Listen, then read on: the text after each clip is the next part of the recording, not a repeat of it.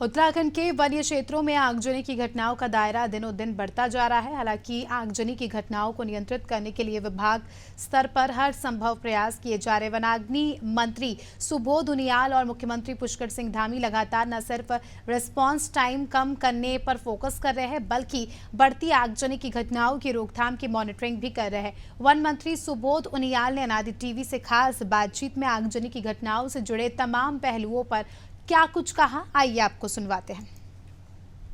के वन्य क्षेत्रों में लगने वाली वनाग्नि की घटनाओं का क्या है मौजूदा सूरत हाल, बातचीत करने के लिए हमारे साथ मौजूद है उत्तराखंड के वन मंत्री सुबोध उनियाल जी।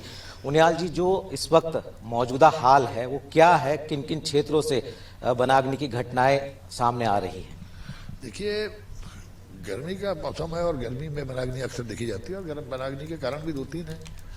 एक कारण तो किसान जो घास पैदा करने के चक्कर में अपने खरपतवार को आग लगाता है, इससे वनाग्नि फैलती है। दूसरा, को शरारती तत्व भी इस तरह का काम करते हैं। और तीसरा, अनजाने में भी कभी लोग बीड़ी सिगरेट फेंक देते हैं चलते हुए, तो वो कहीं ना कहीं वनाग्नि को स्वरूप लेकर के वनों को नुकसान पहुंचाती है। ये इसको देखते हुए हम लोगों ने 3 साल पहले ही काफ़ी एक्सरसाइज की और पहली बार ये इस राज्य में हम लोगों ने इसको जन सहभागिता से इस पर वनाग्नि पर अंकुश लगाने का प्रयास किया और निर्णय लिया कि ग्राम प्रधान की अध्यक्षता में हर ग्राम सभा में फॉरेस्ट फायर मैनेजमेंट कमेटी बनेगी।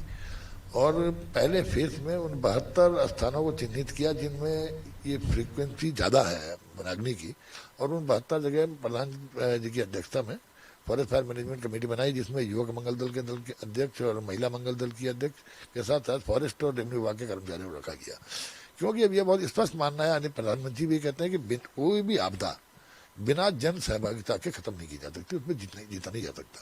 तो हमारा प्रयास था कि हम जन सहभागिता के साथ इसको इस पर अंकुश लग, जितना फॉरेस्ट एरिया खत्म होगा उतना कहीं ना कहीं पर्यावरण दूषित होगा। और पर्यावरण आज पूरे, ये ग्लोबल इशू है, पूरी दुनिया में आज इसको लेकर के बहुत सारी जगह चिंता प्रकट की जाती है। तो आज अवेयरनेस कार्यक्रम पे हमारा बहुत फोकस है।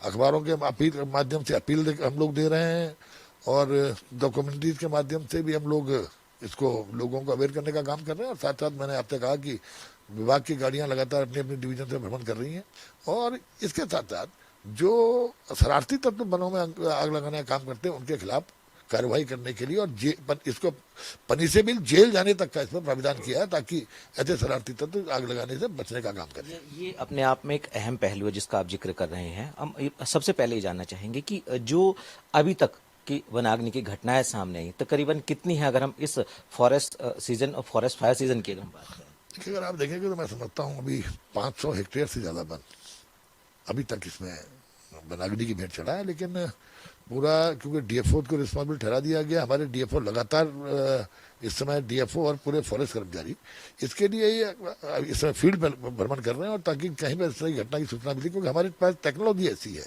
कि हमको बहुत जल्दी खबर मिल जाती है। लेकिन सवाल है हम उस पर अपनी फोर्स रिपोर्ट करते हैं, उसका जो पहुंचने का टाइम है उतने समय में आग विकराल रूप ले लेती है। तो इसीलिए जन सहभागिता को हमने इसीलिए इसमें डाला है कि रिस्पांस टाइम को कम किया जा सके।